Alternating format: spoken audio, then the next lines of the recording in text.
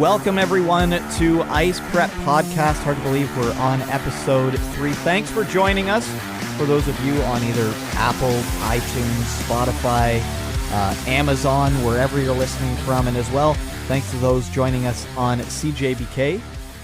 Fun to have everybody. How's it going, Pat? Oh, not too bad. Just enjoying the week of hockey that just happened. It was pretty wild, some of the stuff that happened, so... On and off the ice, it's drama kind of everywhere. We're going to start the show off with what's happening in Anaheim. This one broke earlier on in the week that out of nowhere, everybody was wondering what was happening, that the Ducks had placed their GM basically on leave, saying Bob Murray is not going to be allowed to be doing stuff with the team right now. Since then, it has come out that he has resigned as the Ducks general manager and is entering an alcohol-related abuse program. Yeah, it's pretty interesting to hear that. The news sounds like it came from actually the tip line. So I know that earlier I actually almost kind of scoffed, not at the fact that a tip line existed, but that was NHL's sort of attempt to be like, this'll catch the perps doing it, and weirdly it did. So here I will, I'm absolutely happy to eat crow on this one because, it is good to hear that he was being verbally abusive. Well, it's not good to hear he was being verbally abusive to the team. He was, quoted to be called a fair few names. So it is good that the tip line actually did come through. And as much as it is awful what he did, it is good to hear that he is actually immediately seeking help. Because, everybody has struggles that are going on. And it's good to hear that he is at least recognizing it and is going to be moving forward, hopefully, towards, bettering himself for not only himself, but he also said for his family. Yeah, when you... Even just a quick glance at the story, you find out that there's a lot of verbal abuse going on. Not as much physical, except for a story that's resurfaced from back in 2010 when he reportedly threw a chair at a woman at a Red Wings game. But as you said, he is going into a program to help with that. I doubt we'll ever see him back in any capacity with the NHL. But this is one of those things that when the dam broke with Chicago, and as you said, the tip line seems to be working because before people may have thought, well, even if I call the tip line, nothing's going to happen. Whereas now we've seen with Chicago, it's happened. With the Ducks, it's happened. And based on what is being reported by Rick Westhead, it seems like there could be more based on redacted files that he has been granted access to. So, as weird as this sounds, this won't be the last time we see this, probably even in the month of November. So we will keep you up to date when stuff like this does happen. To me, it is big enough to lead the show off with. There's a lot more you can get into it with, but that's kind of all you need to know. The articles are out there about what's going on, and luckily he did enter into an alcohol-related abuse program.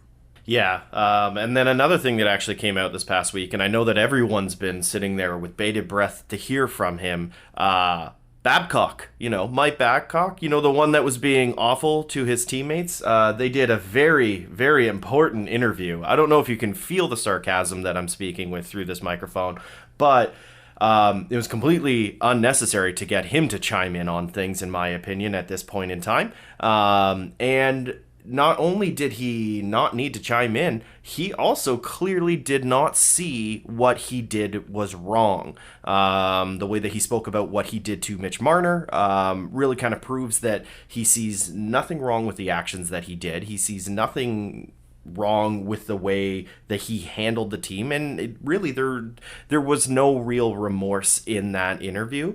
And as much as you said, Brian, that we probably won't see Bob Murray again, I mean, people are already saying, when's Babcock going to get another team? And it's just like So just because he went away for a bit and showed really no remorse for what he did, let's give him another team. So I wouldn't be surprised if we saw Bob Murray back. He was doing mental abuse to Mitch Marner, his own this young kid on the team, and people are going, "When's he coming back?" There are some people that think he'll be back. There are a lot of insiders in the NHL that think that no team would want him back, and there's a lot of players that would probably put their foot down, being like, if he comes back, we are going to have a lot of issues that we are going to have to deal with. So it's a balancing act, and if we do start to see him come back, it will be after the Leafs aren't paying him anymore. So that will be, I believe, he still has one more year where the Leafs are paying him. So if it does happen, it could potentially be the season after next. But as you said, that recent interview, he's shown that he has his ways. He's not going to change them. And is that really a coach you want to bring back into the NHL when the NHL is, and this is a word that you and I have used a lot in the last few weeks talking together, they're wanting to get rid of the rot that exists. He kind of brought a bit of that. Yeah, no, So hopefully he can stay with Saskatchewan. He's having fun there. He's made his money. He's still making his money. I personally don't want to see him back in the NHL, and I don't want to see him coaching for Team Canada ever again. No, I'm completely agree with you.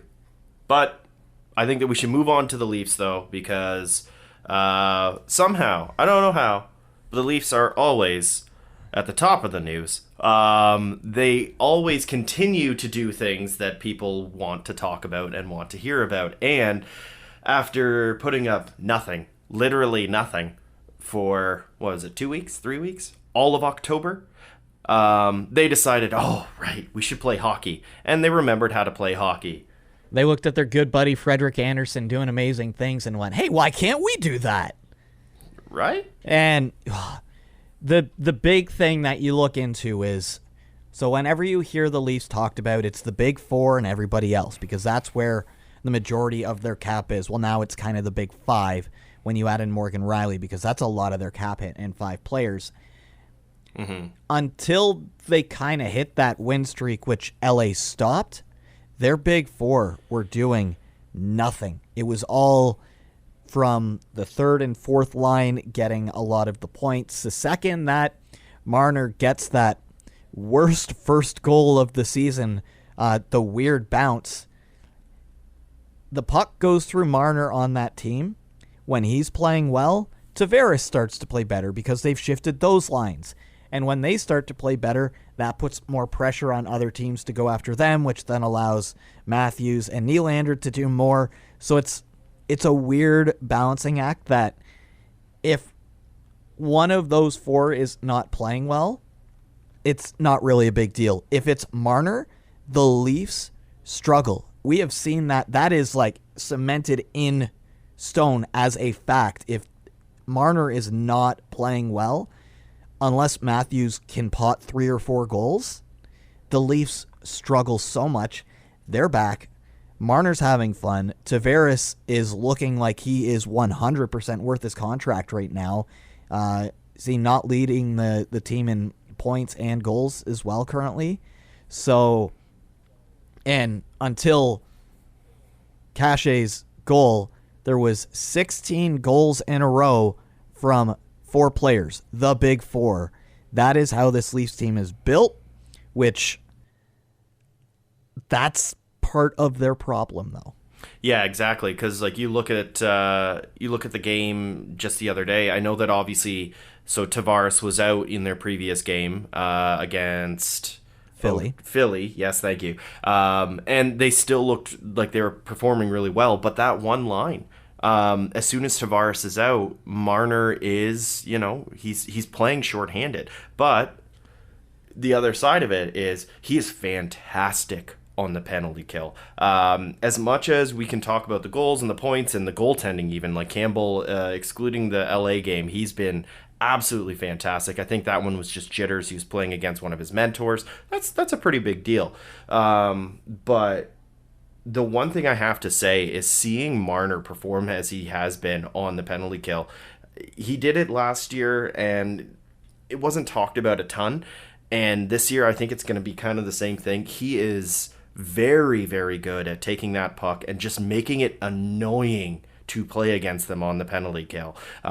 So he is definitely the heart of the team. I misspoke when I said that. I think it was Riley was the heart of the team. But no, he's definitely the heart of the team. And then, once he's happy, then everyone else is. And hopefully Tavares, we'll see him back on the ice shortly, because the two of them, they just work in tandem. They never should have been split up in the first place. I understand that Matthews and Marner, you got the M&Ms, if you will. No, it's JT and Marner. Those are the two strong players together. And why would you want to break up Nylander and Matthews right now? Because they have the chemistry going. They always and have.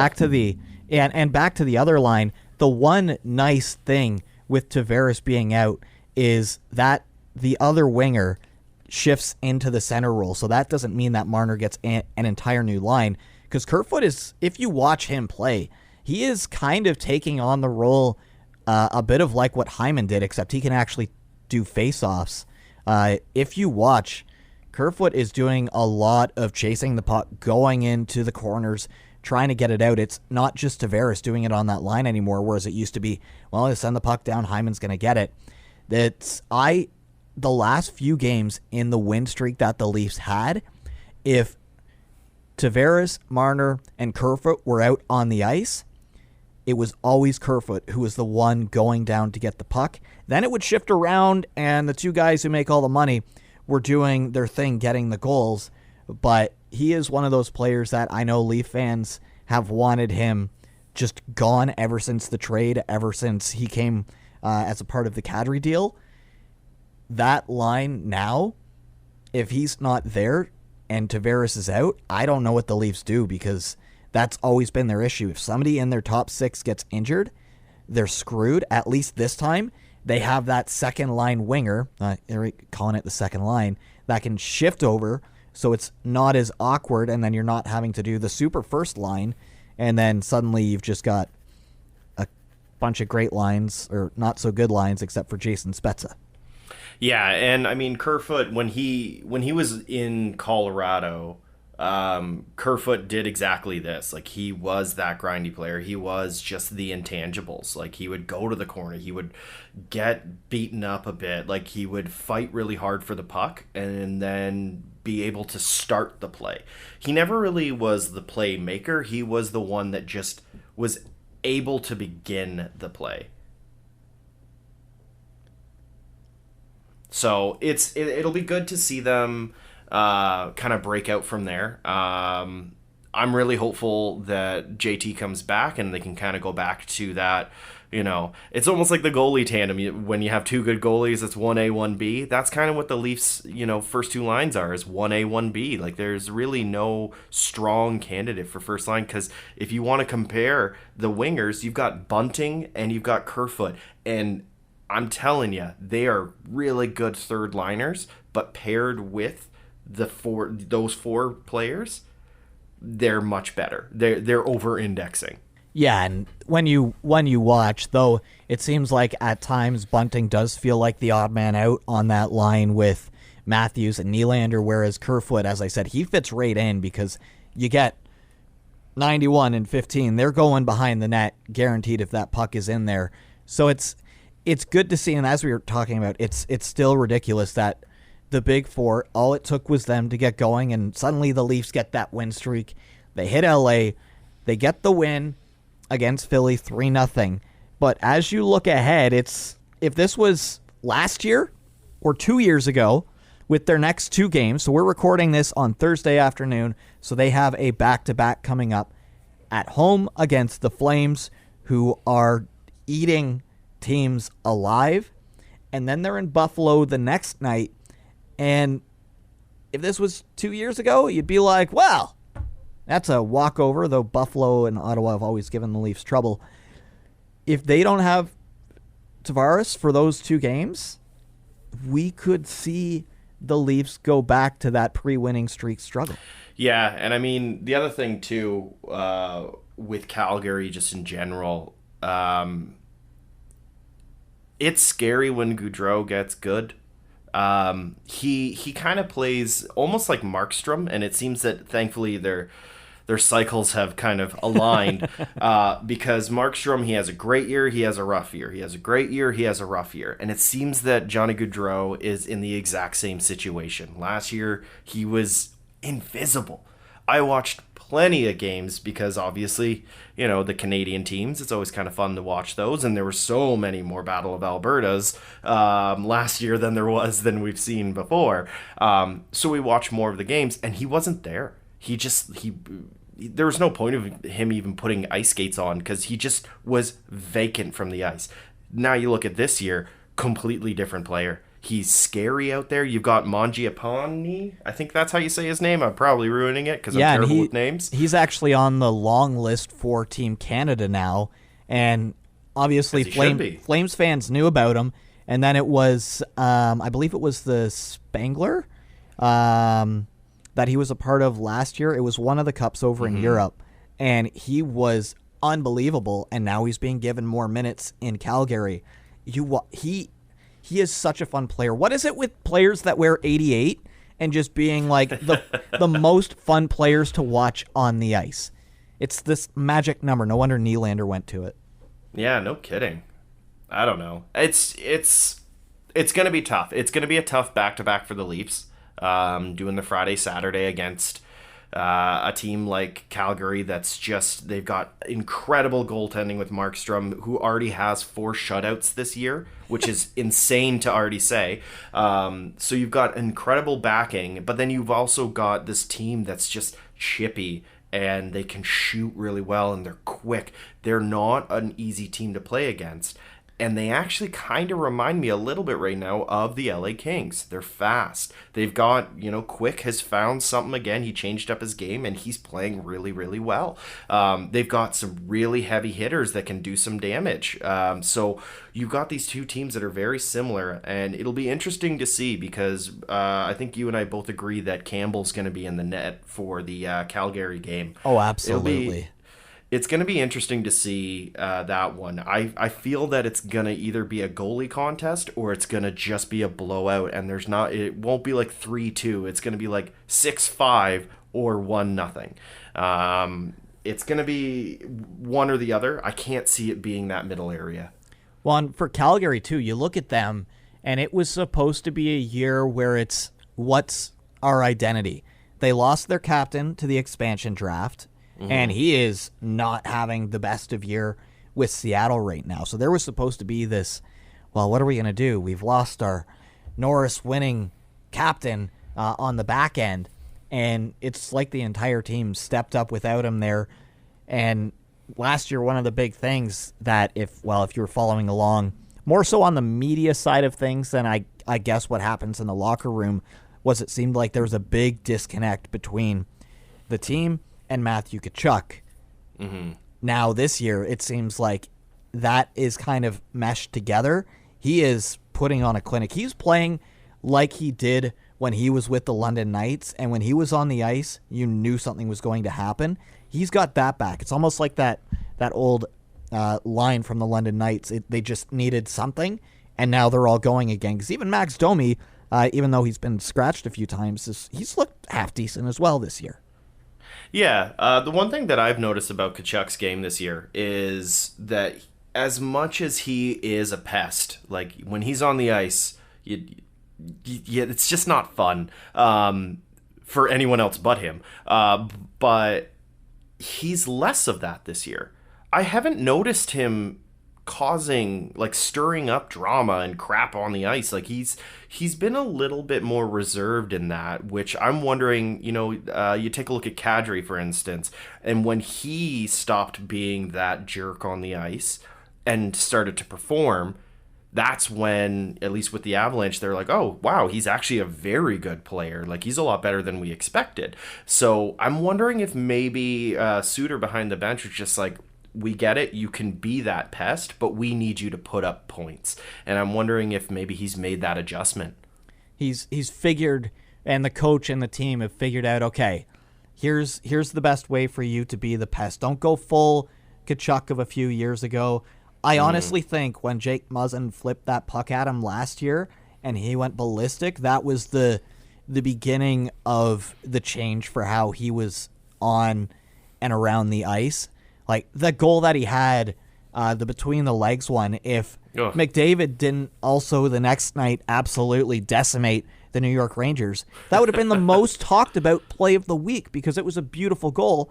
Unfortunately for him, the best player on the planet decided to, like, not just one-up him, but, like, four-up him by going through the entire Rangers team.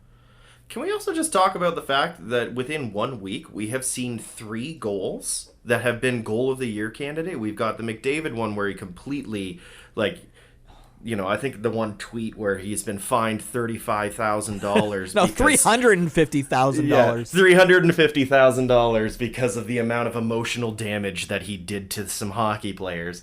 So obviously that's a joke, but so there was that goal. Then there was the Kachuk through the legs, which once again he did that 2 years ago, I do believe, against Nashville, making them look silly, and then he once again does that. But then just last night, Fiala with the tip goal in that was so accurate. Somehow he was able to put that just over the shoulder of the goaltender. I mean, against Arizona, it's kind of going against an AHL team, but at the same time, wow. I don't even like Minnesota, and that was a hell of a goal. And it's one of those ones that shows the difference between an intentional tip that goes in and kind of I got my stick on it tip that goes in. And that was Nylander's goal against Philly that everybody thought was going to be called back because his stick was kind of high. It's the way that players are able to tip the puck in like that, to me, is so baffling. And that's why this season I'm not a Pittsburgh fan. I know you absolutely hate this player, but the highlights of what Crosby can do when it comes to tipping the puck, it just shows that there's this other level that exists out there that I don't know how they can see in that time span. It's magic. It's unreal. Yeah, it's a fraction of a second is what they have to react. And like if you go and you watch the Kevin Fiala goal, like it bounces off of an Arizona player, and he somehow is able to not only tip it right into the net, but also keep his stick below the bar. He's somehow able to have that moment of, I need to keep my stick this level, do this, do this, do this, and you blink and you miss it. Like, it's hard to describe. You've got to check it out. If you haven't already seen it, it is simply fantastic. Yeah, but if you haven't seen any of those 3, please go look. Absolutely. But I think we do need to shift it over to something else big that's happening in the news for a Canadian team, and that is the Ottawa Senators. We talked about this last season, just you and I. We've talked about this a lot, just in general, that all Ottawa needed to do was get off to a strong start. They have the players. They can be a playoff team. Last year, really slow start, bunch of injuries. They started to play really well, but they put themselves in too much of a hole. This year, injuries, and they're missing a lot of players right now because if you're not aware, Ottawa is kind of becoming one of the COVID hotspots in Ontario. And the Senators players and one of the assistant coaches, they're also on that. It's the list that is out there for the players that the Senators are missing right now. That's a big chunk of who that team is. Yeah, it's extensive. Like you've got Connor Brown, Josh Brown, Formanton, the former Knight, Dylan Gambrell, Nick Holden, Victor Mete, the former Knight, Matt Murray, and Austin Watson. All of them are currently on COVID protocol. They haven't really said whether or not any of them have any symptoms or anything like that, but they are going to be out for the game that's going to be airing tonight, Thursday night. And there's a lot of discussion of even just postponing the game because so many people are missing. Yeah, the Sens have called up a lot of players. They've had to. And the NHL has said it's like it has to be very bad for us to postpone because that changes the entire schedule for almost every team because of the ripple effect. So it'll be interesting to see. Ottawa was built this year. Obviously, they started their season without their now named captain. That happened between the last two recordings, that they have their 10th captain in history in Brady Tkachuk. He gets the big contract. He becomes the captain. They missed him for the start of the season. Then COVID starts to go through the team. And I had them pegged as a sneaky wild card team. They're 3-8-1 right now. I don't know if they can climb out of that hole. It's tough. I mean, you've got the talent, they really do, but the problem is when one person is in, the other person is out. So Matt Murray was hurt. Then you are going up against, they had a really tough schedule. We talked about how they were able to climb back from these really deep deficits in goals, but at the same time, it's just, they've been staring at an uphill battle all season, and the hill somehow keeps getting bigger. They can't reach the peak, and I can't imagine, after having to spend, 10 to 14 days on the COVID protocol, so long as none of them are actually infected, if they all come back, I mean, they're going to be rusty. They've been sitting. They're going to be doing some training at home and stuff like that, but they are not going to be at peak performance. So they're going to be coming back pretty much like they're starting at the start of the season again. So it's going to be tough for them. And I doubt they'll do like what the Vancouver Canucks did last year when they were in a similar situation and then embarrassed the Leafs. So are they playing the Leafs? Unless their game back is against the Leafs, in which case put money down on Ottawa. But earlier today, so on Thursday, press conference with the head coach, DJ Smith, and one of the players. We actually have part of the interview that DJ Smith did. What kind of a stress is this putting on your team? You know, you talked about the mental stress, but the fact that you're staying in a hotel, maybe Matt Murray's staying in a hotel, he has kids. How do you, address this amongst your team as an outside distraction, just apart from the game? Well, we met as a group today and as an organization almost, and really there is a lot of stress being put on a lot of people. But the one thing you can control is your effort and your preparation when you get here. And, they're being tested continuously, and it's that fear, I think, of being pulled out at any time that probably puts stress on guys. They just want to play. These guys have done this their whole life, and they just want to get out there and play. And we just want to get through this as a group and then get back to playing, hockey every day with a full lineup and a healthy group. So I think everyone's stressed. You want to win hockey games. You want to be healthy. You're worrying about a lot of things, but like everything else, it'll pass and we'll be better for it. And just a quick follow-up, because we've seen the trend. Somebody's tested positive 5 of the last 5 days. If this continues, do you think you should be playing on Saturday, for example? Well, I mean, I'll leave that to the league to decide. All I can do is coach when they tell me to coach. But, it's unfortunate. And we hope, today's the day that no one tests positive, and then it continues on. And we start to get guys back and we get through this and show people, that we stuck together through this and get playing the hockey that we know we could play when we get our group back. All right, so as you heard, Ottawa is suffering. They are shorthanded big time. They're going to be calling up some people from their AHL system, and if we're going to be talking about that, we kind of have to unfortunately talk about my team, the Colorado Avalanche. So if we want to talk about similarities of teams, these two on paper right now do not match, but in actuality they do. So their record is really, really poor. Like you said, you've got Ottawa, and they are sitting at 3-8-1, and then you've also got Colorado sitting at a whopping 4-5-1. So they're only one game up on the Senators, with which 2 games in hand. Keep that in mind. So it's 2 games in hand, but at the very least, with the same amount of games, it could be 6-5-1, which doesn't look as bad. We'll at least get that out there. Yes, you're not wrong there, but the other issue that we're running into right now is Nathan MacKinnon is going to be out for 3 weeks. So their big star forward pretty much listed as, what was it, third place, fourth place on the estimated points for the rest of the season.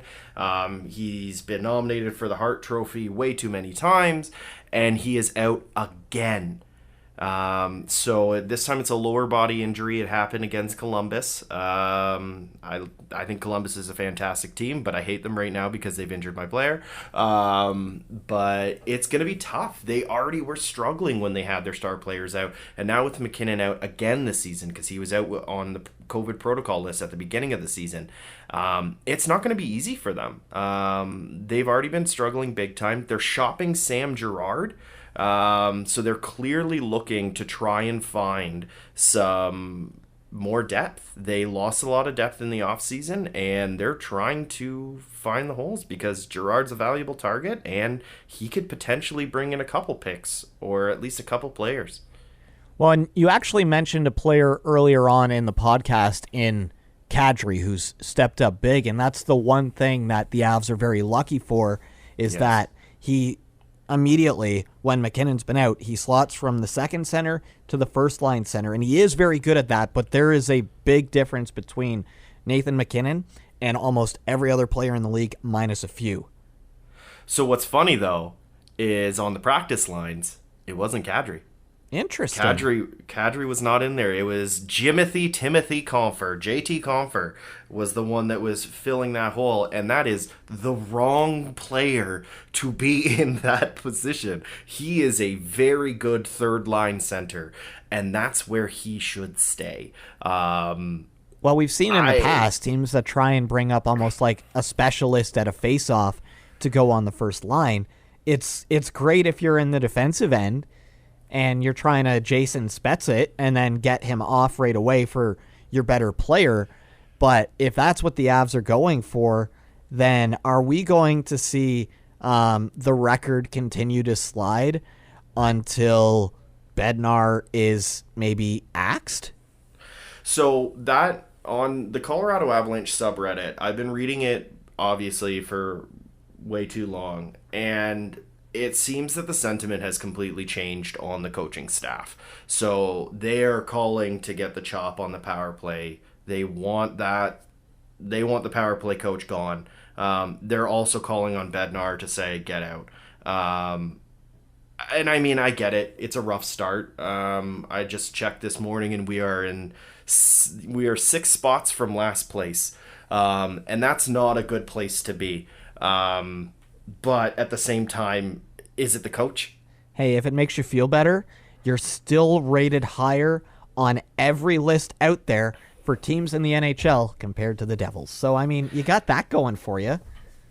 Yes, but the analytics, they're wrong, unfortunately. And I like, as much as like I read them and I love seeing what they're predicting and all that stuff, it's not coming to fruition. There's something wrong with the team.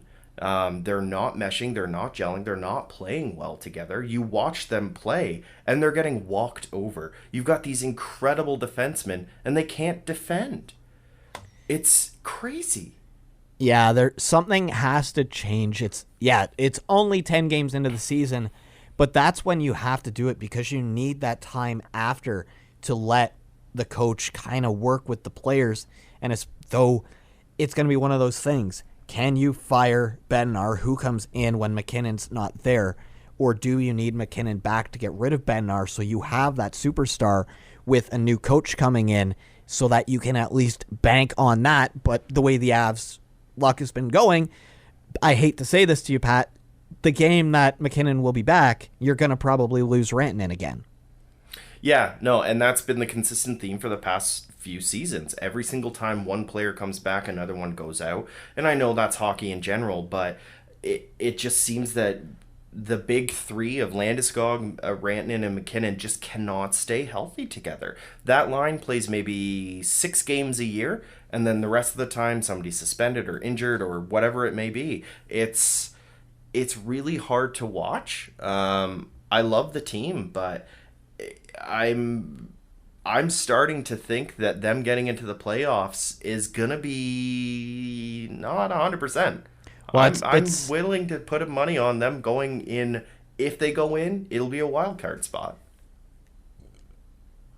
I mean, you've got two teams in that division that are killing it. And those two teams, unfortunately, maybe it's because they're part of the division and I just don't like the teams in general, are the St. Louis Blues and my least favorite team in all of sports, the Minnesota Wild. And the record of either of those is where everybody expected the Avalanche to be.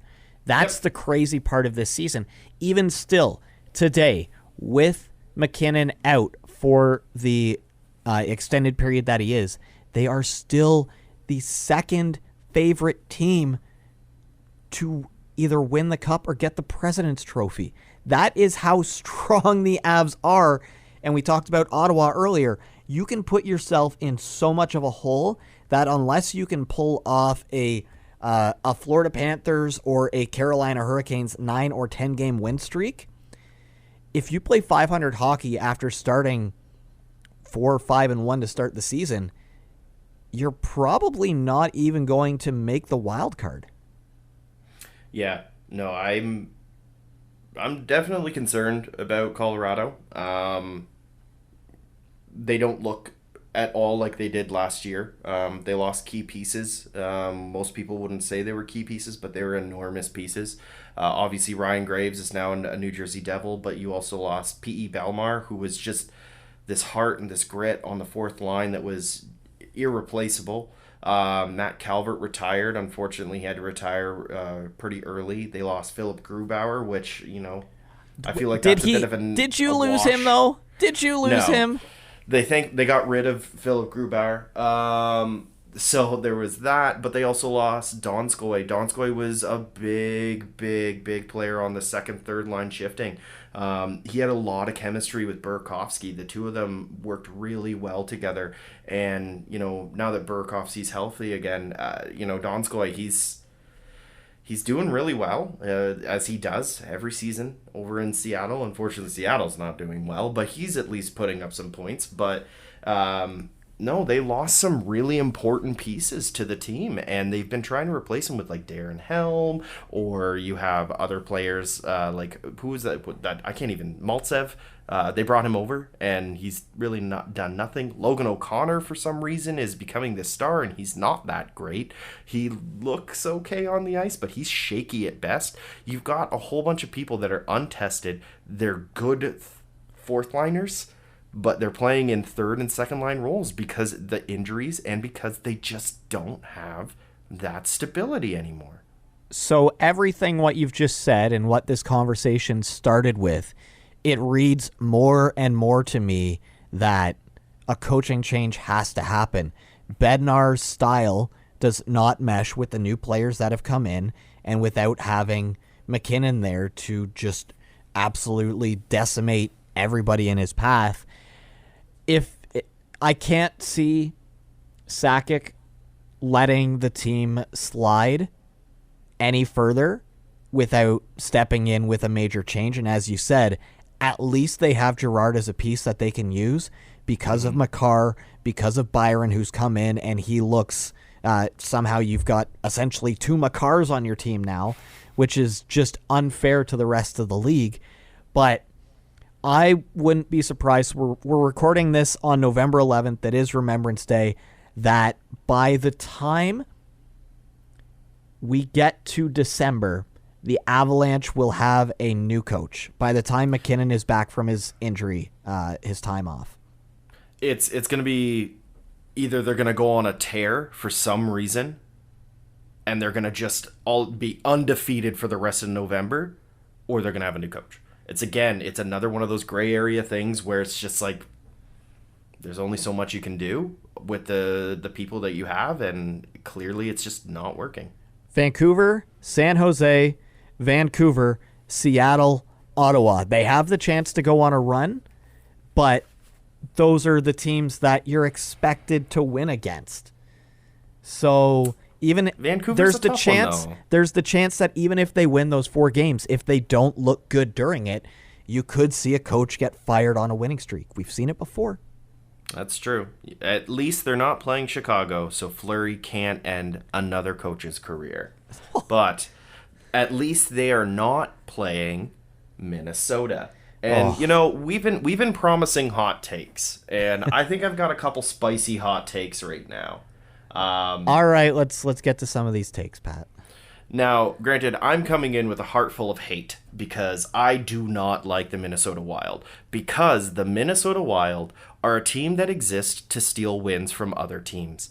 They're not great. I know their record looks good, but they're going to, taper off. And they always make it to the playoffs every single year. And they're either first round out or they're second round out. They're an easy win for whichever team, Vegas, every single time. They come in, they injure players, and that's it. They have no other purpose in the NHL to just be there. I would have been happier if Seattle just kind of took them and they just got rid of Minnesota and they stayed at 31 teams, and Seattle came in and just kind of was like, yeah, you know what? We'll just reshuffle up some teams and stuff like that, because they are, in my opinion, the least entertaining team to watch when it comes to hockey. I would agree with you, except for last season happened, and the breakout star for them in Kirill Kaprizov. He made last year watching the Wild almost must-watch hockey, and he got the big contract because of that, and a lot of people were wondering, well, yeah, but why would you give him that big contract? When you look at the numbers, he's up there with some pretty big names. The NHL actually released this one earlier today because he's the fastest player in Minnesota Wild history to reach 30 career goals, which, I mean, they haven't had too many players that have been able to do that.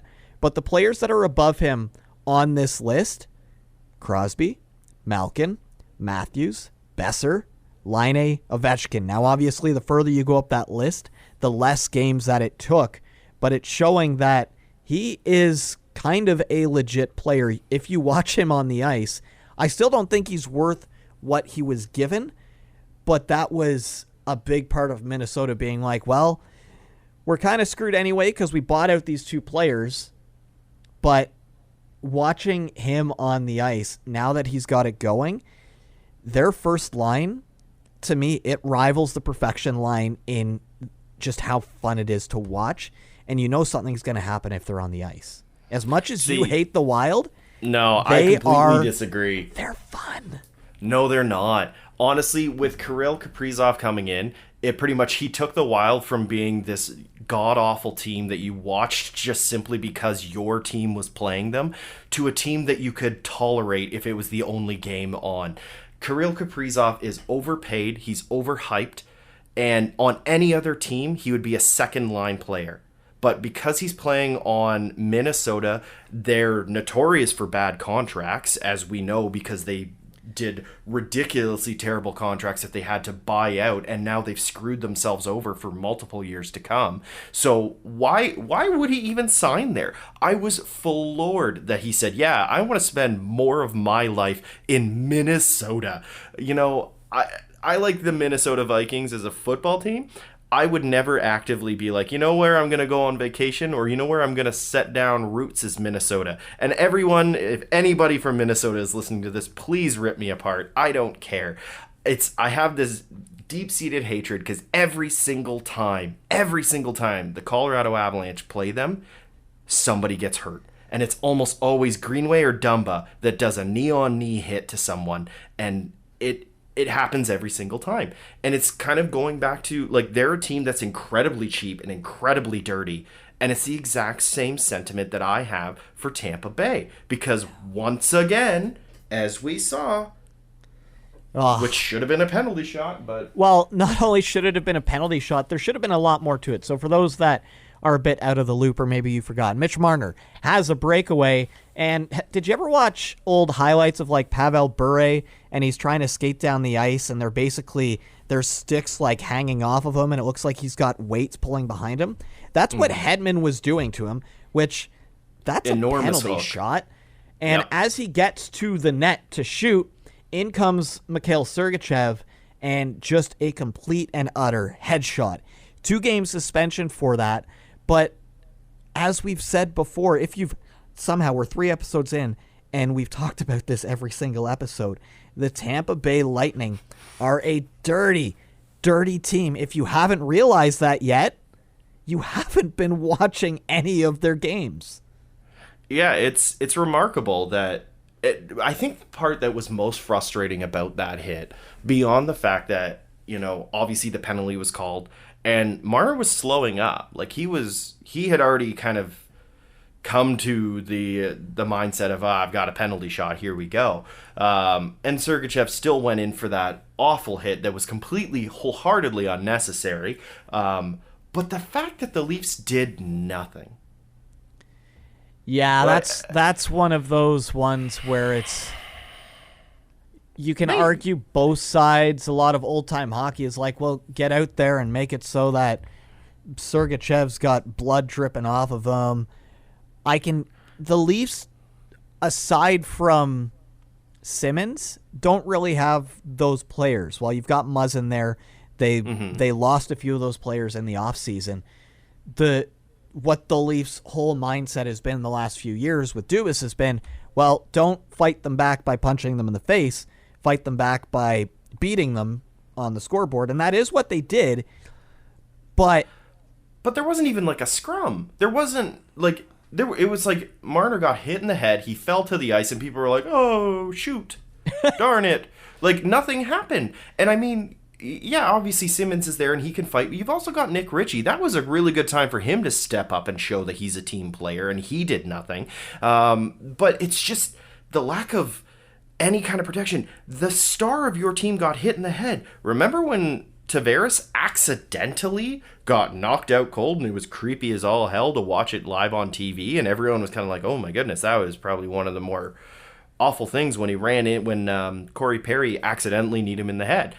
There was a fight afterwards because they needed to clear the air. A big part of that, though, is because it was Foligno. I think anybody else on the team, if you watch the All or Nothing series, Foligno, he was a captain himself when he got traded. He understood that.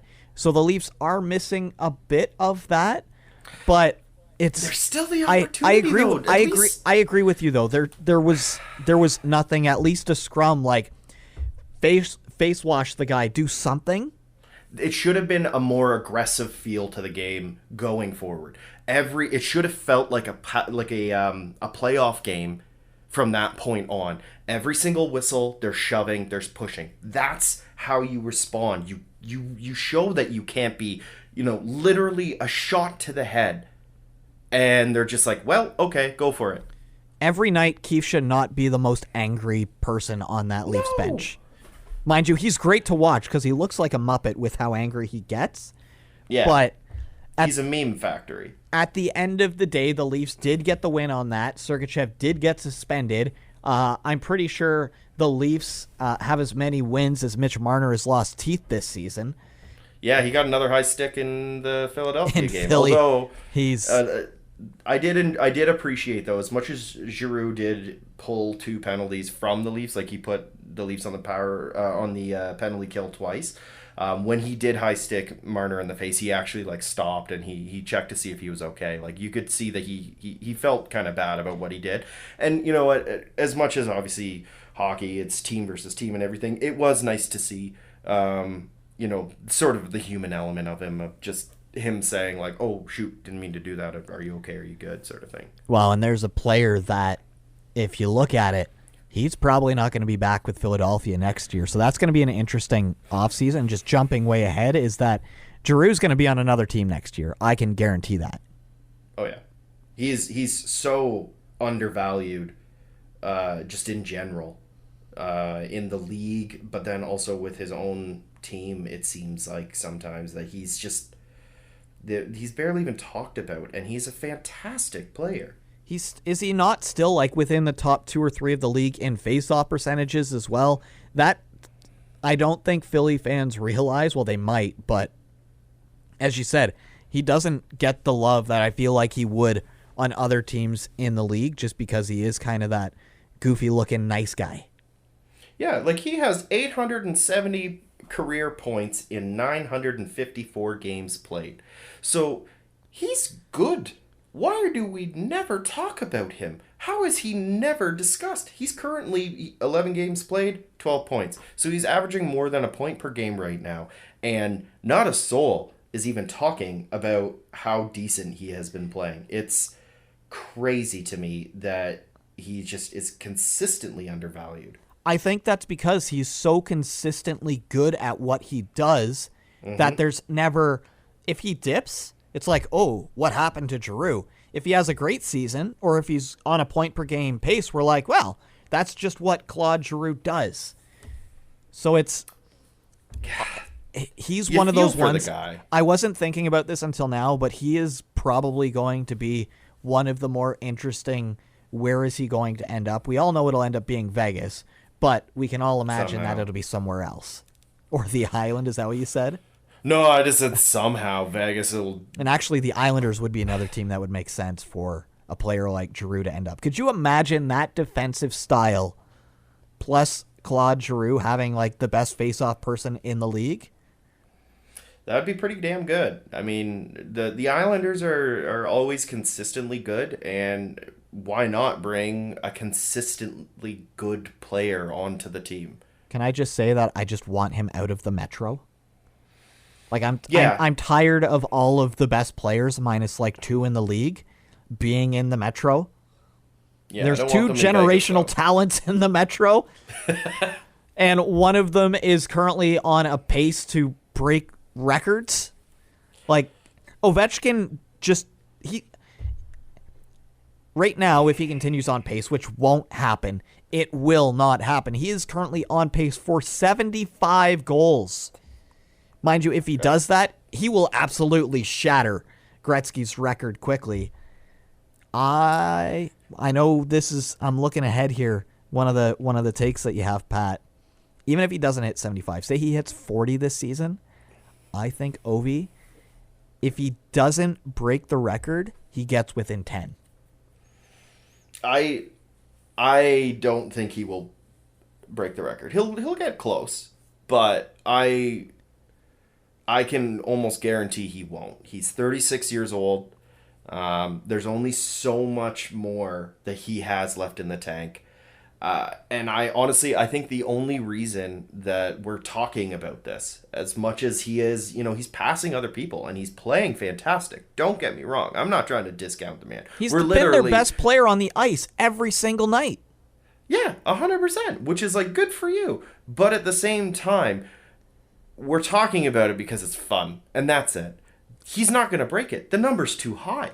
He needs to be putting up the 70 per season to even sniff the record. Because if he gets one injury, that's all it takes, in my opinion. It takes one injury, and his career is not over, but that projection's done. Well, and that's the thing that sucks so much with Ovi too, is with the lockouts, that without the lockouts in Ovi's career, he breaks it without question. Like, there's 100% chance that Ovechkin would. I don't know if in our lifetime we will ever see another player that even gets a sniff at the top 5. For a while, people thought, well, Laine could do it, because he's another player that can score at will, but when Laine gets cold, he gets really cold, and I want Ovechkin to get there. I want him to stay healthy. I just don't want him in my division anymore. No, and that's fair. And I don't know. Call me a pessimist, call me a realist, I don't care. He won't pass Gretzky. in my opinion, the only player that might be able to, and that's only if they're able to pick up the pace they're currently on, is Connor McDavid. And that's crazy to say, hey, you need to do better than what you're doing, Mr. I'm going to be putting up, 23 points in how many games has he played? 11 games? Not just McDavid. Draisaitl's also done that. Yeah, exactly. 46 points in 11 games between two players. Come on. Well, it's unfair when you look at the Oilers. I just want to go on this quickly, is that the chance of it is so low, but we may be witnessing something that was thought never possible in the salary cap era, a pair of teammates that can sniff near 300 points combined. Yeah, and that will be really interesting. And of course it's Edmonton. Of course. It's always Edmonton. Yeah, like it's somehow they find these players. Well, somehow, obviously McDavid and Draisaitl were scouted pretty heavily, but at the same time, it's just like somehow they're able to get these two players that are, putting up numbers that are Gretzky-like and doing things in a league that is completely different than what Gretzky was doing things that, maybe 6 years ago people were doing, and it's gotten even more incredible since then. So like he was ahead of his time, whereas McDavid and Draisaitl, I don't know if it's ahead of their time, but they're just that much better than everybody else, especially McDavid. Yeah. The one thing that I think, this isn't, you wanted hot takes, so I'm going to give you hot takes. I don't like watching Edmonton games. I think they're boring. You've said that to me before, and I get it. Because either they're going to blow out the team, and, McDavid's going to do another McDavid goal that looks incredible and makes it on the highlight reels and all that stuff. They're going to play incredible. They're going to be incredible. But at the same time, it's either it's a blowout or it's nothing, because they shut the two guys down. And it's so boring to watch. Except no team's been able to shut them down this year, so they have been kind of must-watch hockey. But I do get that. Though, if you were looking at the game the other night, the Oilers are down, and the comeback starts against the Rangers, how can that not be the most exciting game of the week, like, with hindsight? Though I guess if you're just watching the recaps, then they're probably the best 8-minute spoiler-free recap team that you can watch in the NHL, because it's highlight, highlight, highlight. Ooh, McDavid, highlight, highlight, highlight. I get where you're coming from. Yeah, it's just, with the comebacks and stuff like that, regardless of what team it is, if that's why I like watching Ottawa, because if there's a team that's going to be notorious for coming back and making a game that was a blowout pretty close, it's been Ottawa this season. And that's why I've enjoyed those games. So regardless of the team, like, I feel like that argument is moot, regardless of which team is playing which team. If it's a comeback, that's going to be an entertaining game to watch, period. But with McDavid and Draisaitl, they get on the ice and they're like, yeah, you're going to score. Or if in the first period they've been shut down, it's like, okay, I don't need to watch any more of this game because it's going to be dull because they figured out how to shut them down. I don't know. I mean the power play, though. I get where you're coming from. I think a lot of that is they're a West Coast team as well, so you've got the bias of you have to face them a lot more than my team does, so getting to watch them for me is a little bit more exciting because, hey, I only have to see them like once or twice a year, whereas some seasons you've got McDavid in your barn a couple times. But like, even with the battle for Alberta, I would watch those games and I'd be pumped for them. And I just would be kind of meh. I don't know. It just felt like it's like watching an NHL player play against Pee Wee, and it's just, as much as it's kind of, when you're playing NHL 22 or whatever version you have, and you put it on rookie, or you're playing against somebody that hasn't played on your console, and you just demolish them. And once you're 27 goals up, you're like, yeah, this is kind of boring. That's what it feels like, where it's just like, yeah, I mean, of course I'm going to win this game. The point that we're getting from this is McDavid and Draisaitl are so good that they bore Pat. Yeah, they are too good. It makes the game boring because you're just like, okay, what highlight are they going to put out today? Unless their name And is then maybe it's a McKinnon, little- who is too good, and Pat's like, ooh, McKinnon. Well, he's not too good though, as we've seen. Like, he's doing okay this season, but like he's not putting goals in the net. And I mean, Rantanen is the better scorer out of the two. He actually has the better talent when it comes to scoring. So like they could be a Draisaitl and McDavid situation, but they just can't, and it's weird. And you know, maybe it is a bit of bitterness, and I have no problem admitting that it's bitterness. That obviously I wish that more people would be talking about McKinnon, and it's not about how he has lower body injuries or that he plays Fortnite, but Or that he what a really hates terrible sugar. game. Yeah, exactly. Like, that's the only media that comes out about him. It's just like he has like these incredible seasons, and they're like, oh yeah, I mean, he'll be nominated for Hart, but he won't win. Well, Because McDavid or Draisaitl. nobody should win the Hart with McDavid in the league. I'm sorry, Taylor Hall, but it's one of those things. It's like Gretzky or Lemieux. If they're in the league, just give them the trophy. Everybody knows it's theirs to begin with. 100%. So we've talked to your team. I think it's only fair we talk about the Devils. Well, you are dressed fully in Devil's gear. I know this isn't a visual podcast, but everything he has on is dripping with and Devils. it is very hot in the studio, so I'm kind of regretting the Devils hoodie. But the Devils are in. We've talked about this before. I'll mention it a lot. It is the toughest division in hockey, and Florida found that out when they beat Carolina. Carolina almost came back. Bobrovsky gets injured, unfortunately, so now they've got the up-and-coming goaltender who's supposed to be the goalie of the future, goes into New York, and the Rangers decimate them. Back-to-back, they go into New Jersey the next night, and if you looked everywhere, it was Florida is going to wipe the floor with New Jersey. They are pissed off that they lost 7-3 for New Jersey in that game. That is without still Jack Hughes. That was without Dougie Hamilton, who is apparently going to be back in the lineup as of Thursday night, which has me excited. Mackenzie Blackwood, this is, look, like going back to the other episodes, I had said when he comes back, he's probably going to look good. You had said he might be coming in cold. Goalies are weird. He's looked really good. The Devils haven't had the toughest start of the season based on who they've played. They've lost to the better teams for the most part that they've faced, except for obviously Florida. They have to play them again next week. They've got a bunch of Metro games coming up. I still stand by, if the Devils can play 500 hockey in the time that it takes for Jack Hughes to get back, they stand a chance at a wild card.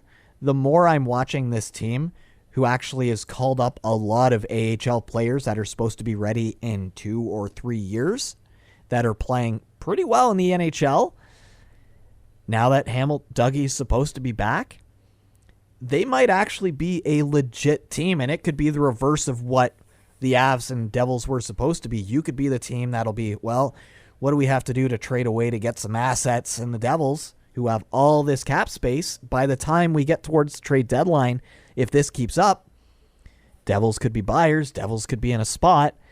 And if you want to watch a Devils game, I would recommend waiting for Jack Hughes to come back. I will be completely honest about that. They have some fun players. Dawson Mercer's been amazing. Their defense is fun. Blackwood makes some phenomenal saves every single night. But there are certain teams that if it is not yours that you watch all the time, if there's not somebody that has that it factor, it's probably not worth the watch. Wait for Jack Hughes to come back. Watch the Devils play. You had mentioned before you had lost one of your defensemen to the Devils in Graves. He has been amazing for New Jersey. It seems like everything's starting to click. And now it'll be the next week and a bit where the Devils are really going to be tested, because they have probably the toughest schedule in the NHL for the next 2 weeks. I think the part that's actually really interesting, I believe it was Money Puck. I think I saw a couple screenshots. So the account Money Puck, or I suppose website or Twitter is where I usually find it. But on Money Puck, I saw that the Devils are currently sitting at 55% chance of making the playoffs. And I think at the beginning of the season, they were, if they weren't in single digit percent, they were pretty close to single digit percent. I think it was like a, maybe a 10, 11 or 12% chance. And now they're at 55. I believe that they are higher than the Philadelphia Flyers are. And they were actually not favored, but they were pretty... Most of the analysts were pretty positive that they were going to be sniffing that wild card spot pretty heavily, whereas the Devils seem to be the ones that are knocking on that door. But like you said, if they were in any other division, they would be second, third place for sure. There is no team in the Metro that is under 500. Atlantic, you've got the Habs, who are 3-10. We go to the Central, you've got the 1-11-1 Coyotes. In the Pacific, you've got Seattle at 4-8. Pittsburgh is 4-3-4. That is the 8th place team in the Metro. Yeah. I mean, you look at the point percentage. So you've got your two teams at the top with Florida at 808 and Carolina at 909. But there are teams that have a lower point percentage that are in 8th, 9th, 11th, and New Jersey's in 19th. And they have higher. They're at 636, and the Leafs are at 607, and the Leafs are 8th place. So clearly New Jersey is playing really, really well with or without Hughes, which is kind of nice to see. When a star player gets out, the team is able to kind of rally together and play as a team and win games. Boy, that'd be nice. Well, the big thing for the Devils is last year, Nico had that bad injury, and that caused a lot of the problems. When he came back, he did not look good at all. Andreas Janssen, he's almost matched his point total of all of last year already. You've got Dawson Mercer coming in, who at the start of preseason, everybody was like, yeah, he might make the team. He is solidified himself as the second-line center, and he is one of the grittiest players that the Devils have right now. Holtz got his first point in the last game. He is starting to look a little bit dangerous. Sometimes it takes those AHL call-ups a little bit to get going. They called up 2 more players that had their debut that looked half decent. Every team has injuries. It just sucks when it's your best player, which you obviously know very well. Though it makes no sense that with the injuries, the Devils have a better record than what the Avalanche do. Yeah, I mean, that just shows that the team is more balanced throughout. And that's kind of the way that I look at the team's success just in general. When you look across the league, a team that has a strong balance of players in the sense that, yeah, they might have a star or two, but the rest of the team is just good. It's a good team. I mentioned this before, but the New York Islanders is a really good example of that. I feel like they're a team made up of really solid second and third line players. And because they're good kind of across the board, they're able to be successful. Whereas you look at Colorado, and they have this major line at the start. They've got Burakovsky, and then, yeah. And they drop, and they've got a lot of untested players, or they've got people that are, kind of aging out, like Darren Helm. He was a good pickup. I do like the way that he plays, but at the same time, he needs better support around him, and he just doesn't have it. Whereas you look at the Devils, and from top to bottom, even their fourth liners, they might be young, and all it just took was the team to just kind of find their cohesion. They needed to move pieces around. Like you said, Andreas Janssen, he needed to find that complement. And where he was, he didn't have it. In the Leafs, he had that complement, whichever line it was. He moves to New Jersey. They needed to find where he would match up with the right person. And, they found it. They found the grooves of where things needed to be. And it's showing.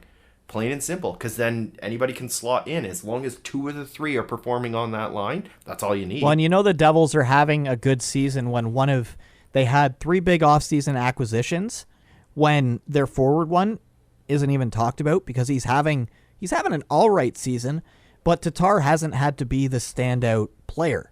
Oh, yeah. Everybody forgets that Thomas Tatar was picked up. Jimmy Vesey, who we picked up on a PTO, is actually looked better than Tatar. Former Leaf from last year, Jimmy Vesey. So Devils are rocking 2 Leafs on their forwards. But from top to bottom, somebody that is going to be missed because he had to have surgery is Miles Wood. Because I obviously have the Wood jersey. I'm a big Miles Wood fan.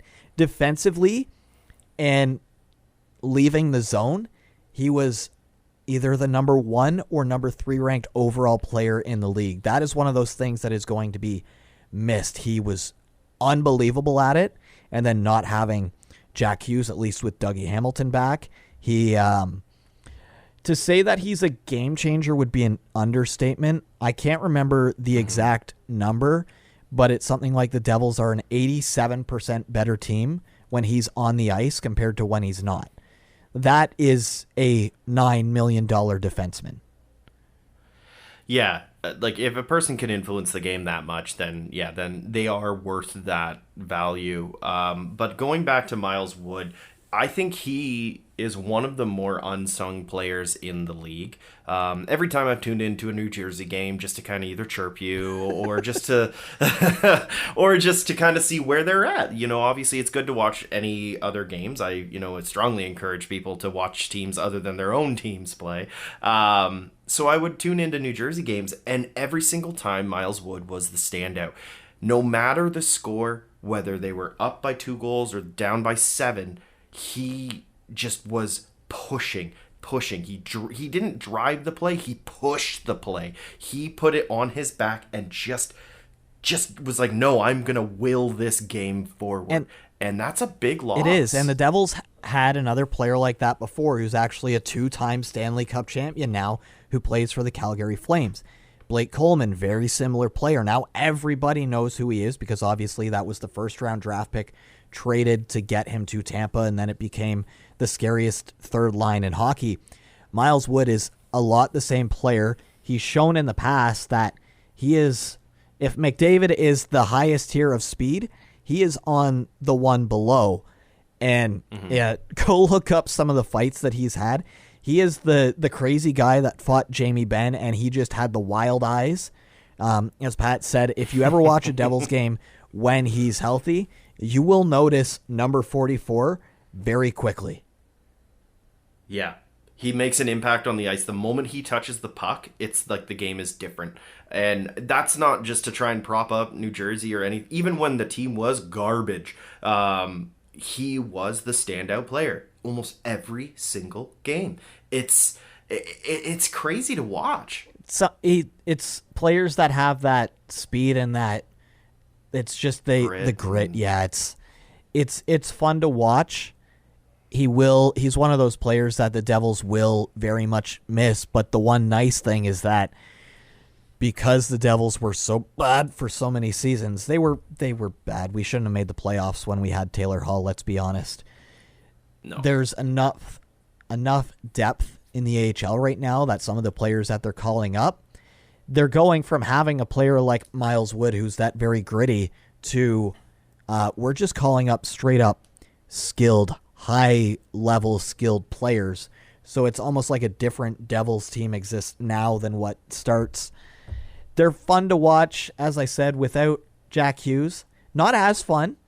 If you want to see a goalie absolutely stand on his head night in, night out, they're definitely the team to watch when Bernier comes back. That might be one of the best tandems for a middle-tier team in the entire NHL. And yeah, I doubt Bernier gets traded. I think he'll be locked in there.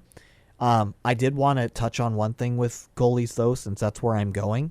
You may or may not know where I'm going to take this because there's a few teams in the league that are in desperate need for a goalie. We talked a lot about one of them in Edmonton.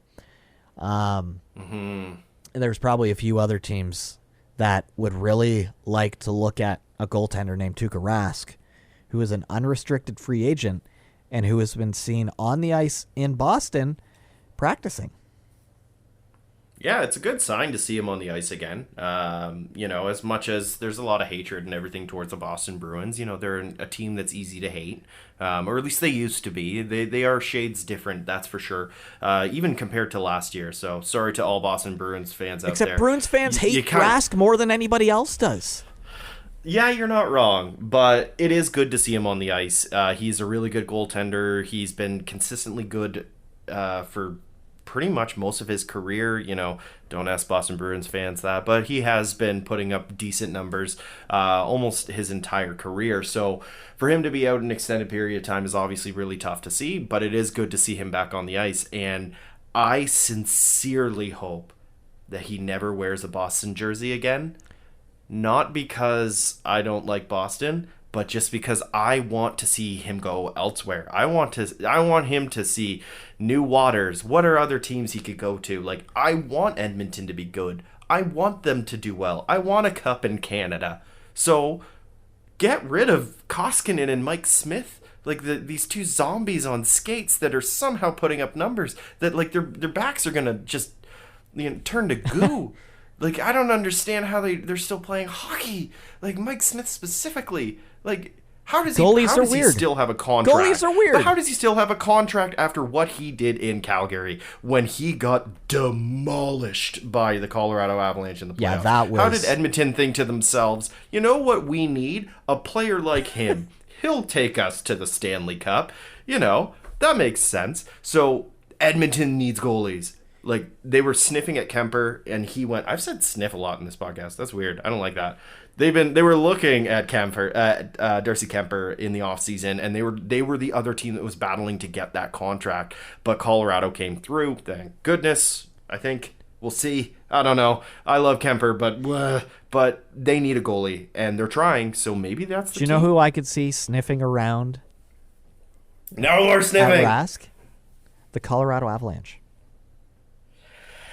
I don't think they can afford it. It's one of those, it's tough to say, because what's his contract going to be worth? He's a UFA. He had hip surgery, so it's the untested waters type thing. We've seen goalies come back from hip surgery and be amazing. Roberto Luongo. We've seen great goaltenders come back from hip surgery, get bought out, get waived, and not be in the NHL. That's Corey Snyder currently. So it's to take from somebody else. They use this all the time. Rask is basically magic beans right now. You don't know what you're going to get. Mm-hmm. I don't think it will be a team that has everything going perfectly. It will be a team that is trying to get in. And right now, that kind of sounds like the Colorado Avalanche. If they can make it fit, I wouldn't be surprised if Colorado's on that list. I wouldn't be surprised if a team like Nashville is on that list, or if we even see Pittsburgh potentially looking at Tuukka Rask. I can't imagine Colorado being on that list. They've been suffering a little bit with Pavel Francouz being out. He's starting to skate, so Frankie is going to be on the ice hopefully within the next few games, so we don't have to rely on Johansson. And they do have Kemper. He is doing well. Like, when you watch him play, he is seeing the puck pretty well, everything like that. It's just the people up front are not performing. They gave Jack Johnson the chance to play on the team, and let's be honest, those banana pancakes are not panning out. I sincerely think that Pittsburgh, like you mentioned, that would be an interesting fit. He likes the color yellow, so it's not too far of a difference there. But another team that I think could be interesting, and it depends on how Tuukka feels about it, and this might be a weird take, but Arizona. No, he wants to go to a winner. He wants to win. He doesn't want to come in unless Arizona is going to be like, hi, would you like to make $15 million? They need a goalie. I know they picked up Wedgwood off of waivers, but at the same time, and then of course he did the exact same thing when they picked him up last time, where he stopped the losing won streak. The game. Yeah, stopped the bleeding. But they're bleeding heavily, and they need a goaltender. If I was Rask, I wouldn't laugh at it. I wouldn't if they called me, I wouldn't be like Arizona and hang up. I would listen. They have a lot of cap space, which means he can probably get paid more there. They know Kessel's probably going to go next year, which means they're going to be losing that star player. Kessel's going to be gone by the deadline, seller. let's be honest. Exactly. So, like, Kessel's not going to be there. He's not going to be in Arizona next year. They won't have a star, which means they won't have ticket sales. And right now, Arizona desperately needs ticket sales because they need to figure out where they're going to play next year since they don't have an arena. So there's that issue. Tuukka can sell some tickets, and they have like 400 first-round picks next time. So are they going to win this year? No. Who cares? He can get his mojo back. He can play the games that he needs to play to get his hips feeling better, to get back up to speed. He can get a good contract, and then he's going to be the star player, the team leader. He could get the C. It's been a long time since we've seen a C on a goaltender. And he's going to be that mentor for all the young kids coming up. They lost their goalie coach in the offseason to Ottawa, which means they need to have a better talent in that side because clearly their current goalie coach is not doing their job. There's a lot there. I could make the argument for Arizona. If I was calling, I would call up Tuukka Rask if I worked for Arizona. I'd be like, hey, bud, let's talk. The more you went on that, the more it actually starts to make sense to me, except it would be one of those contracts where you're saying to Tuukka, okay, we're going to front load this contract so that you can get some reps in. We'll give you a bunch of games. Win, lose, or overtime loss does not matter. We are going to bring you in. We'll pay you the bonuses so that your salary, while your average value is high, what another team has to pay you is low. What if Rask is in, say, in the next month or two, he's able to get 10, 15 games, he looks solid. You think Arizona's not going to want to go after more first-round picks? Yeah. The more thinking about it, the more Arizona or a team like that makes sense. Unless he obviously, this all gets null and void if he just re-signs in Boston. But Arizona and Rask might be the fit. I just don't know if he would make it past the trade deadline. If it's more than a 1-year contract, he stays in Arizona. If he signs a 1-year contract in Arizona, that's trade bait. So that's an interesting thing to think about, honestly. Yeah, and I mean Arizona, obviously they're horrible. They're 1-11-1, yes. I think. For the longest time, the only point they had was an overtime loss. So they're doing terrible. So they have nothing. They have nothing else really. There's nothing to lose if they can get Rask. It's a win for them no matter what. Because A, he'll either get them wins. B, he will get them more picks. And C, he'll probably sell a few tickets. Yeah, I mean, my question is, and I don't know a ton about contracts. You know, it's probably something I probably should have looked into before starting a hockey podcast. But I wonder if there's a way that they can do like a scaling bonus in the sense that you can peak out at X amount, but if you win us 20 games, we give you X amount in bonus. If you win us 25, you get X amount, 30 X amount. Maybe that's a way that they can kind of do a play to keep him cheap. Show us you're good. I think if they say he does go there, you know how the Leafs do their front-loaded contracts? Like teams that have money? That is what Arizona would have to do if they have any interest in trading him. Because that's what teams, they need that lower value later on in the year.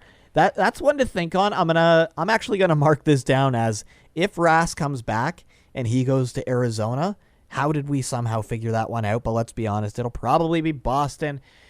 And then Toronto fans everywhere will know that it happened because they're all going to just have a bad day and they're not going to know why. Yeah, everyone is just going to collectively get the shivers at the exact same moment in Toronto. It'll feel like an earthquake in just Toronto alone because everyone will be like, oh. But just to stick with Rask for just a little longer, I can't think of another team off the top of my head that's desperate for a goalie. San Jose, they've been doing okay with their goaltending. They've actually started pretty good. Somehow, maybe Buffalo is one that could be interesting, but even still, they've been doing pretty well. Edmonton, yes, they need a goalie, so I wouldn't be surprised if they weren't calling it Boston. But other than that, there's not a lot of teams that I can think of that are just like hurting for goaltending. A backup to Bennington would be another. Bennington just needs to leave. That's just a very biased opinion. But I don't think Tuukka would ever sign on to be a backup. And that's the thing. True, which then means it's Arizona or it's Arizona. Edmonton. Or the only way that I could see him, and so I'm saying I'm going to, with the Tuukka, it's if he doesn't sign with Boston, these are the things. If he doesn't sign with Boston, then he is going to either Arizona or he is going to Vegas. No, Vegas is a little too tight on money for that one. I think that they've got a lot of picks, I know, though. But they experienced having the two franchise goalies at one time and it didn't work out for them. I don't think they want to do that again. But it sold tickets. It did sell and if tickets. There's something but that's that Vegas likes. Vegas has the ticket seller now. They just brought in Jack Eichel, who has surgery tomorrow on Friday. So depending when you're listening, it either happened today or yesterday or on Friday on the 12th. So yay for Eichel. He's getting his surgery. Which is really good. 0% chance that Rask would end up with Vegas. He would probably end up with the Leafs before he would end up with Vegas. And he's not going to the Leafs. No.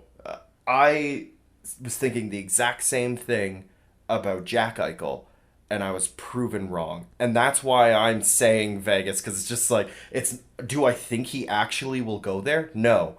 But are they a living, breathing hockey player? Yes, Vegas is interested. Yeah, of course they are. So they've called every single team about every single star player being like, hey, how much? What do you want for him? Yeah. Like, we have unlimited money because we live in Vegas. But, yes, I don't think we should talk too much more about Tuukka Rask because, I mean, he's a good goaltender, but, yeah, I wouldn't be surprised if we saw him with the Kachina on his chest. One thing I do want to get to, though, that we didn't get to in the last 2 weeks is something that we've talked about is a game of the week. So for me, looking ahead to next week, because this either airs on, or you can listen to this on Friday or Saturday, whenever for you. But there's 3 games in the coming week that I am looking at as being potential game of the week candidates. And you mean like the ones that like you should probably make a note and watch this. Make a note and watch, or at the very least, have it on your list to watch the next day on the NHL highlights channel. But if you're able to watch it, definitely recommend. And I think this one is going to surprise a lot of people as what I have picked as a game of the week. It takes place on Wednesday night. It's the Capitals playing the Kings. No, that's a good matchup.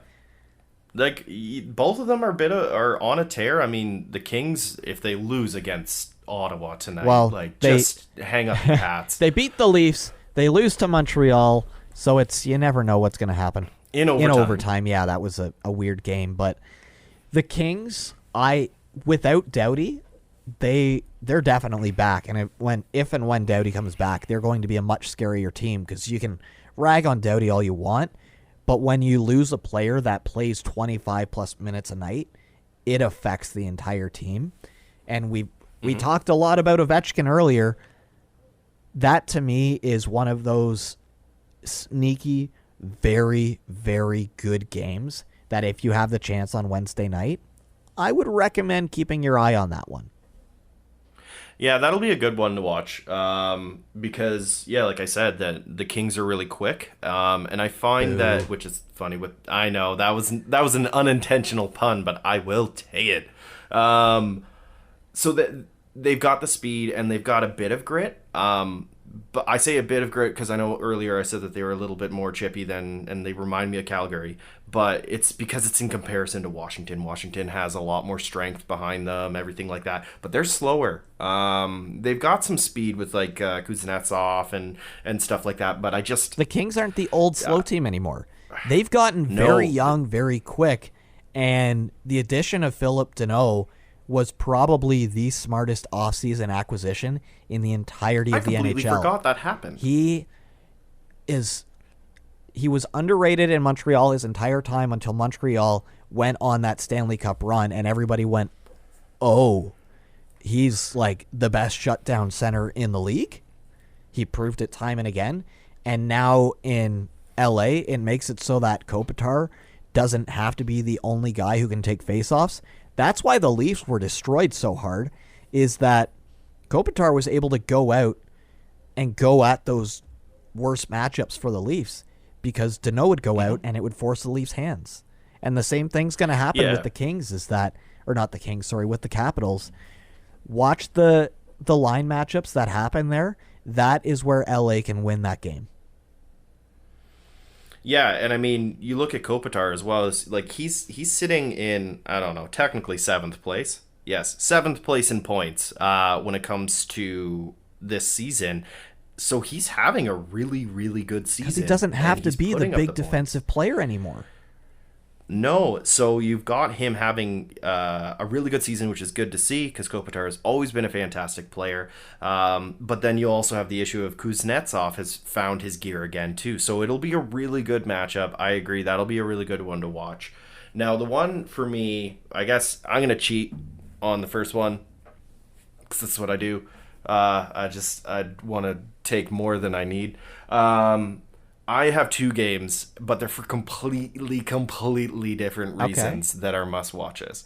So the first one that I'm like setting my watch to, that one is Edmonton versus Winnipeg on Tuesday. I think that'll be a really good matchup. You've got the highly overrated Connor Hellebuck in net, and then you've got the boring team of Edmonton. We'll get into that another time. We've talked a lot about goalies today.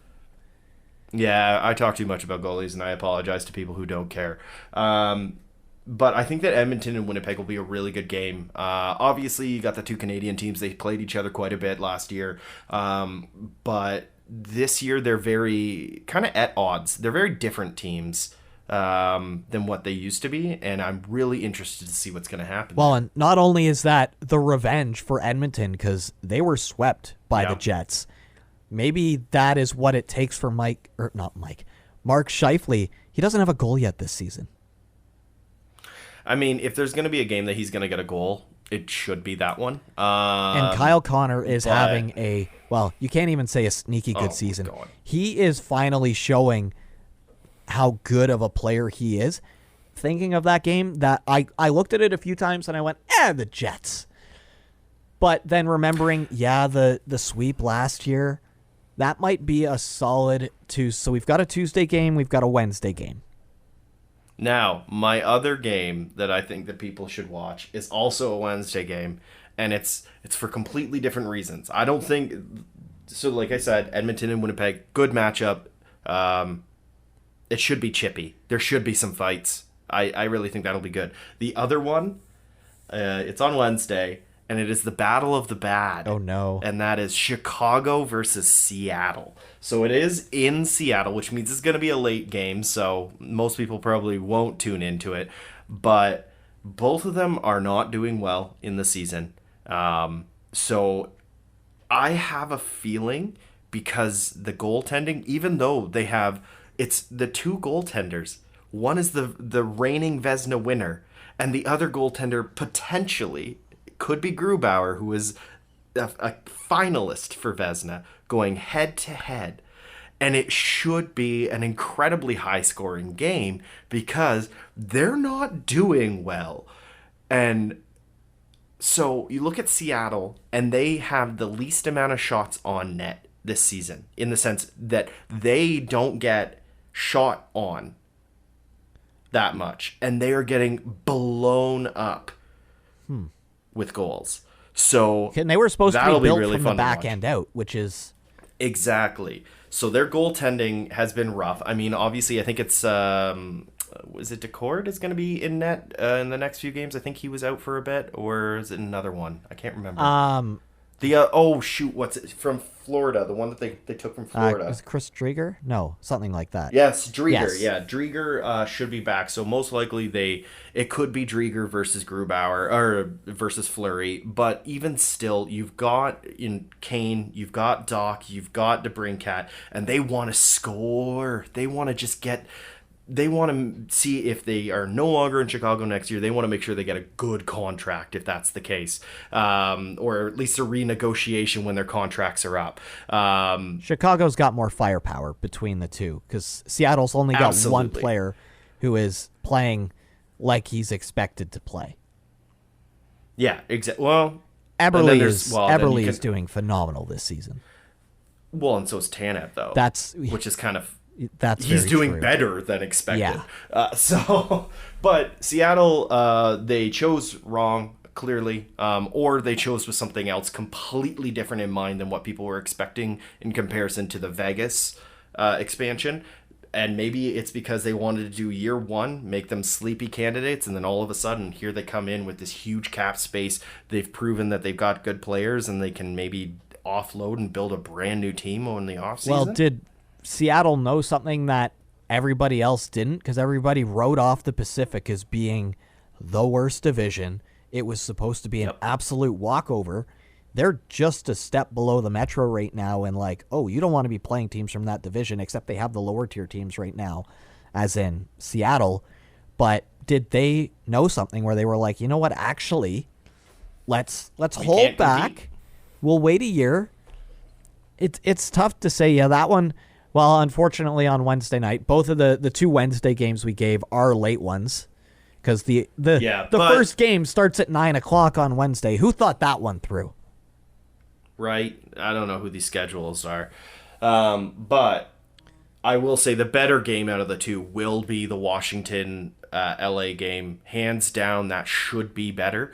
But if you want to watch two teams kind of collapse on top of each other, that one might be more entertaining, the Seattle versus Chicago one. So that's where I'm at. It's just the games that'll be the solid games, absolutely. The entertaining games that are just monumental collapses, that will be, in my opinion, Seattle versus Chicago. So we'll have to come back to this next week, see how those games were to see if we could kind of pinpoint it or not.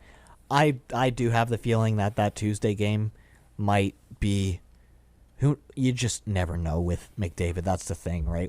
What McDavid's going to show up? The 6-point McDavid or the 3-point McDavid? The one that bores Pat to death. Or the completely shut down McDavid. And I mean, obviously, Winnipeg was able to do that. Well, that's what happens when penalties don't get called. Yes, but even still, they were able to shut him down for 4 games straight when it mattered. So, who knows? That's why I think it'll be interesting. We'll have to wait and see on that one. And I think that's a pretty good place to wrap this up, Pat. We've talked a lot of hockey so far on this one. It's been a fun episode. There's a few things in here that we're going to have to look back on as the season goes on, especially Rask. Is he going to play? Yes. Where's he going to go? What's going to happen with the Avs coach situation? Yeah, can the Devils keep this up? I have the feeling the heart says yes, they can. The brain says not a chance. Their schedule's too tough.